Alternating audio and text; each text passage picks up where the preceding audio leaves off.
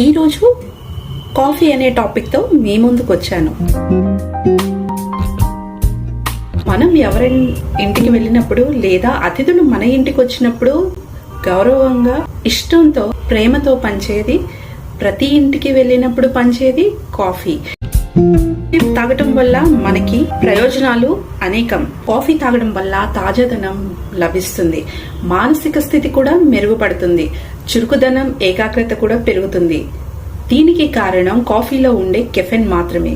సాధారణంగా కాఫీని energy drink గా కూడా పేర్కొంటారు. ఇది కాకుండా కాఫీని అధికంగా తాగడం వల్ల శరీరానికి హాని కలుగుతుందని కూడా నిపుణులు హెచ్చరిస్తూ ఉంటారు.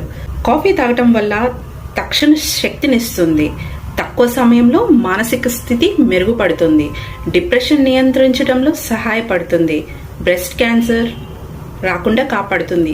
దీనికి కారణం కాఫీలో ఉన్న యాంటీ ఆక్సిడెంట్ అనే మూలం కాలేయాన్ని ఆరోగ్యంగా ఉంచడంలో కూడా సహాయపడుతుంది, హార్ట్ స్ట్రోక్ ప్రమాదం నుంచి కూడా బయటపడేస్తుంది, బరువు నియంత్రించడంలో సహాయపడుతుంది, టైప్ 2 డయాబెటిక్ ప్రమాదాన్ని కూడా తగ్గిస్తుంది, పార్కిన్సన్స్ వ్యాధిని కూడా నియంత్రించడంలో సహాయపడుతుంది. ముఖ్యంగా రోజు భోజనం చేసిన వెంటనే కాఫీ తాగకూడదు.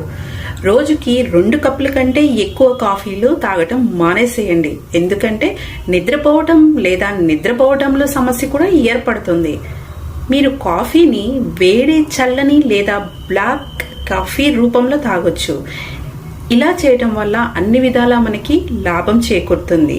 ఖాళీ కడుపుతో కాఫీ తాగటం మానేయండి, ముఖ్యంగా ఎసిడిటీ సమస్యలు ఉన్నవారు. ఎందుకంటే దీనివల్ల ఎక్కువ గ్యాస్, ఎసిడిటీ ఏర్పడుతుంది. ఇప్పటికే నిద్రలేని సమస్యలు బాధపడుతున్నట్లయితే కాఫీని వినియోగించడం తగ్గించాలి లేదా మానేయటం కూడా మంచిది.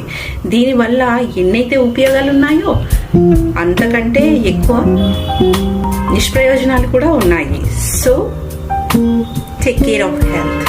Stay safe, stay healthy, stay fit.